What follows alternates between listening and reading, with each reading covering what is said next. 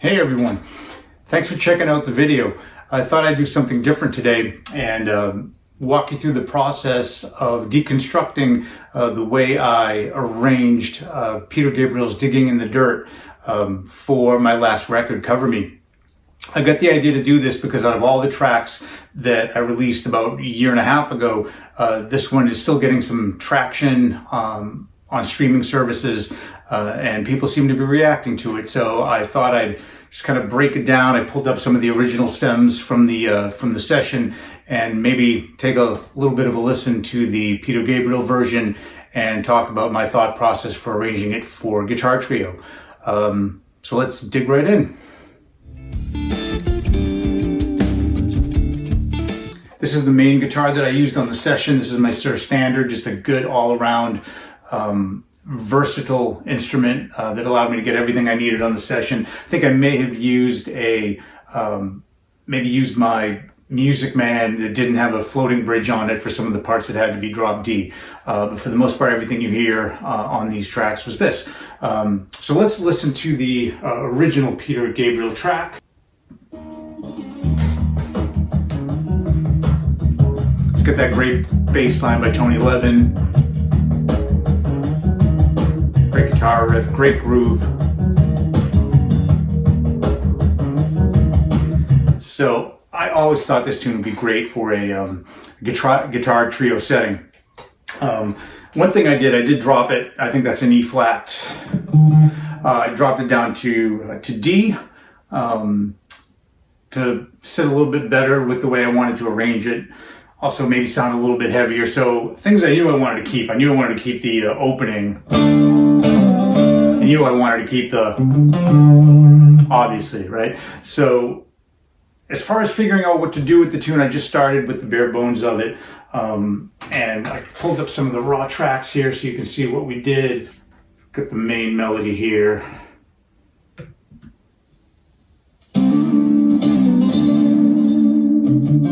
There's the main riff.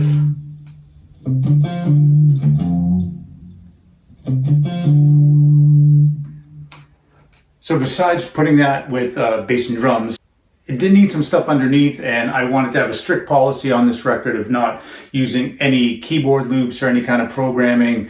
Kind of like the old Queen records, they were very proud of, they even had disclaimers on, said no keyboards were used in these recordings. So anything that you hear on this record that's loops was done with these 6 strings and a little bit of creativity. So there is one loop that I actually created here.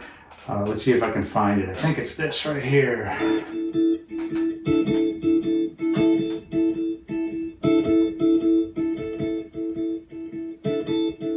And I don't remember exactly what I did. It sounds like a 4th voicing. And there is like a ping pong delay on that. It looks like I just kind of spliced it and just had it loop over and over again. So that's basically what we did on our version. The intro sounds something like this.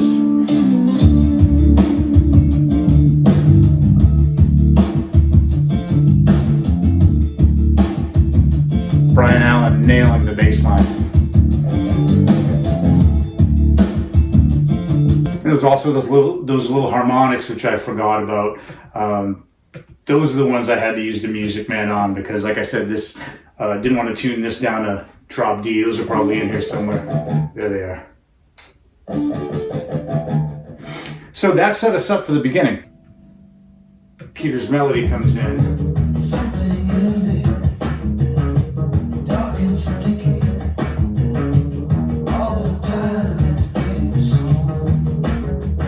So here's when I had to figure out how I was going to interpret that.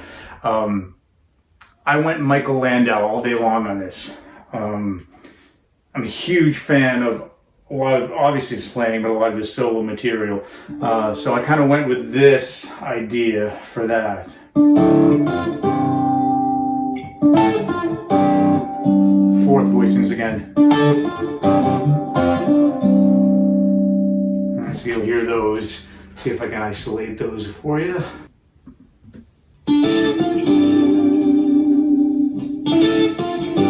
Everything else stays put. There's a riff. It's a loop.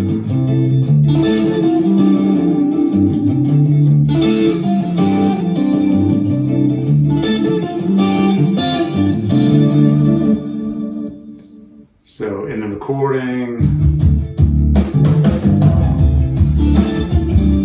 There it is in context.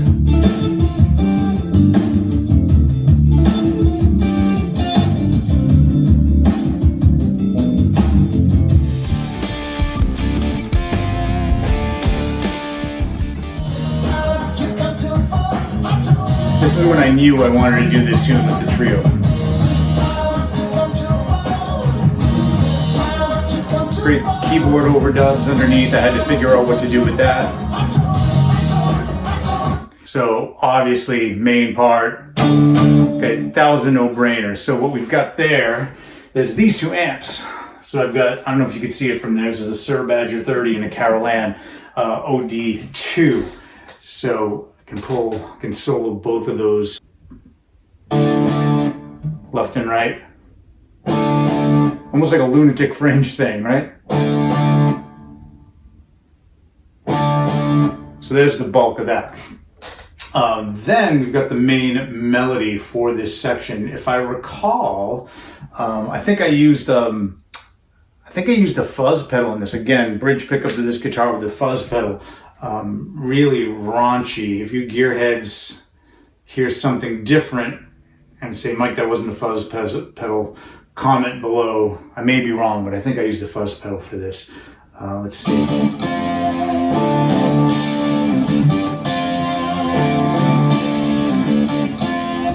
All right, so now we've got the I told you, I told you, I told you part, right? So this, I think all I did was play it once and then have a ping pong delay on that to create that. Let's see if I'm remembering correctly. Here it is. And I think there's other things still in here, like those little harmonics are still in there for texture. Right there. So that pretty much takes care of that section. Then we've got this whole deal.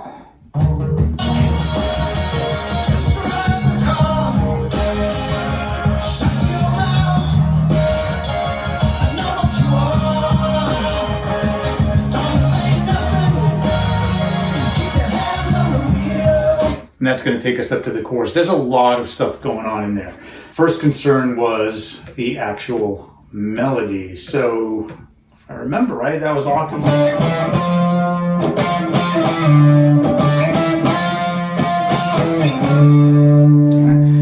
So that should be here, I believe.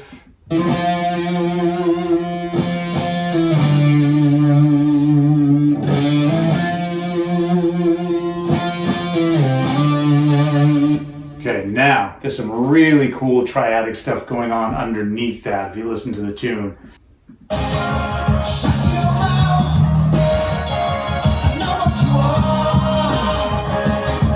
So, here they are isolated, and then I'll show you what I did.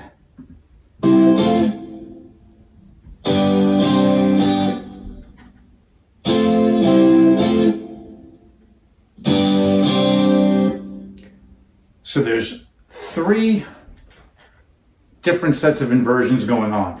First one is this. Right?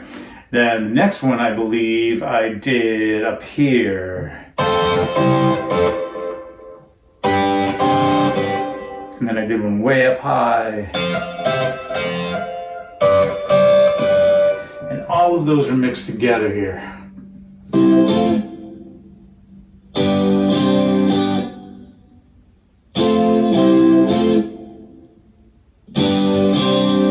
That had a nice effect.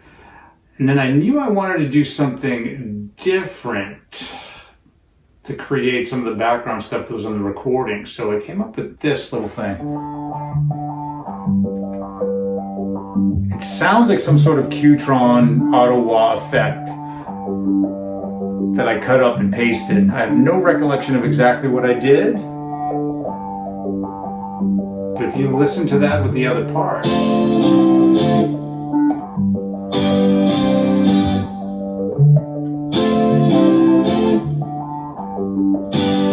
melody.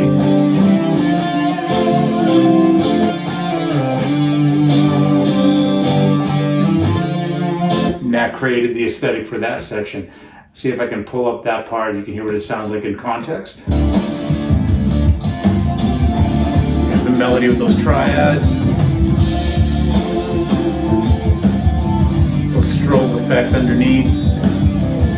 Brian Clark mixing this project, by the way. Brilliant job.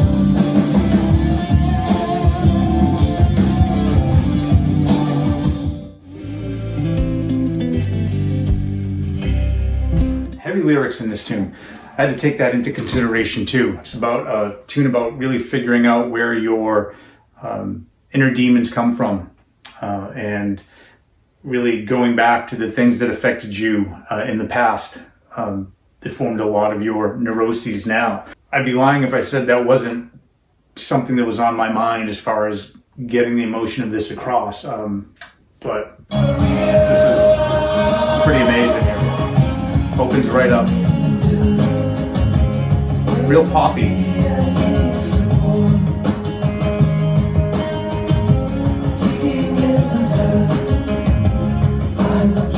Nice harmony on the top, some like jangly guitar parts on the bottom. I toyed around with harmonizing the melody, but I decided against that. I decided to go for more of like a straightforward sort of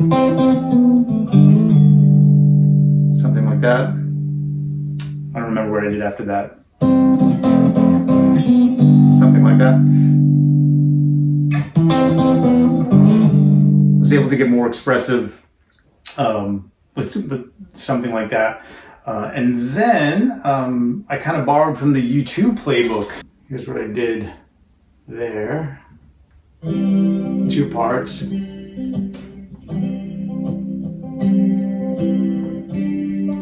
1 part.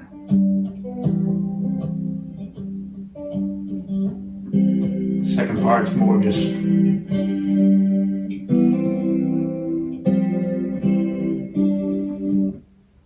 and here's the melody part that I was talking about earlier. That was right. That was pretty close.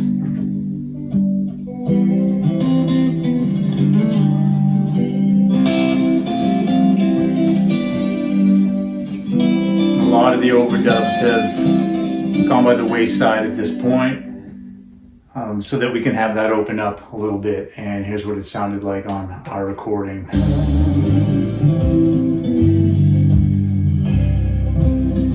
Rhythm section fills out everything else that needs to be filled out.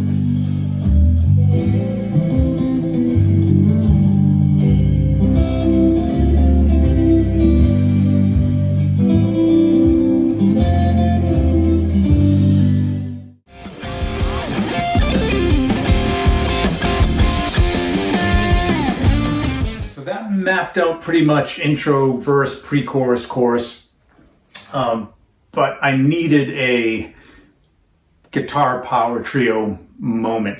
So we did insert an improvisational section that we just left open in the studio to just let anything happen. So that's not to say that I didn't come back and mess with my guitar tones and of course do some more overdubs, as you'll hear. So I started off with that Michael Landau sort of thing. But I did want to build it. So this leads us into this section. So we're going for a pretty reckless sort of thing here.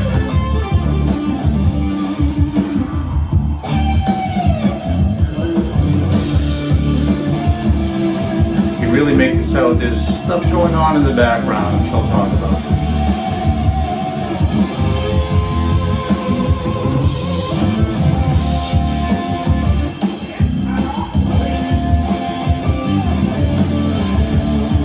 All right, so let's talk about what's happening there.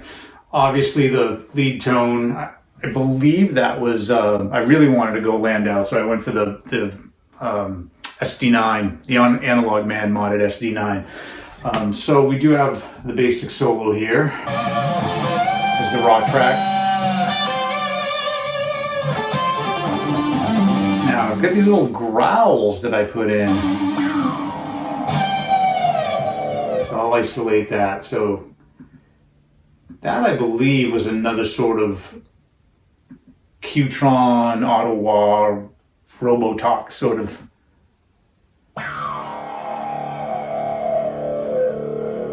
So those are inside that solo section in various places to taste. And then halfway through the solo, I've inserted this sort of kind of, almost like just a 1970s dumbed down Nile Rodgers sort of thing. You put all that together.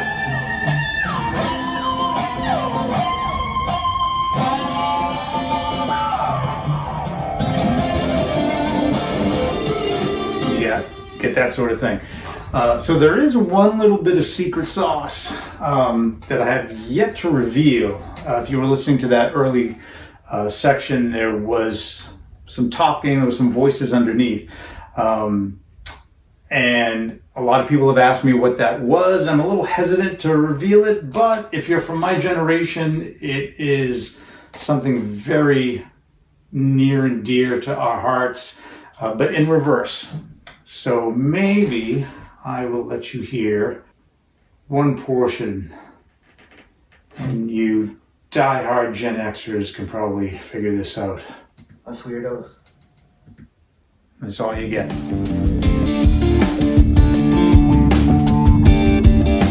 Okay, the outro puts everything together. Here's the Peter Gabriel version.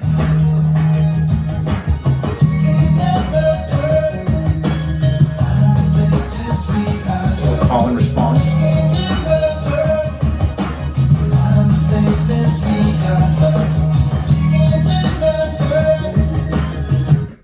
So here's what I came up with.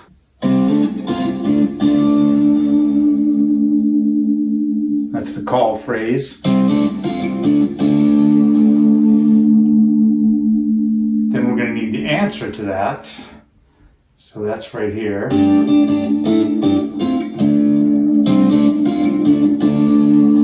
Riff is still there. Add the loop from the beginning. Let's get those harmonics back.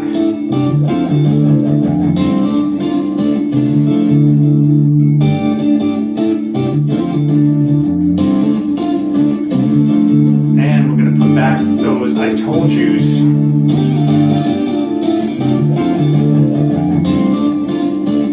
Then I wanted to bring back that strobe effect.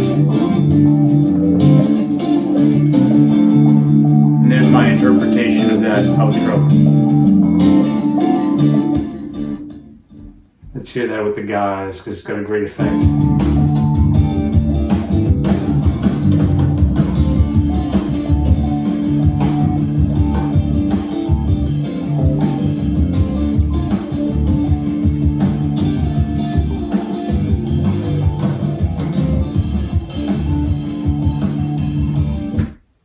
And that's how it went down. Everybody, thank you so much for the continued support. Thank you for the downloads. Thank you for the streams. I hope this was interesting. Let me know if you enjoyed this. Let me know if you'd like me to do some more.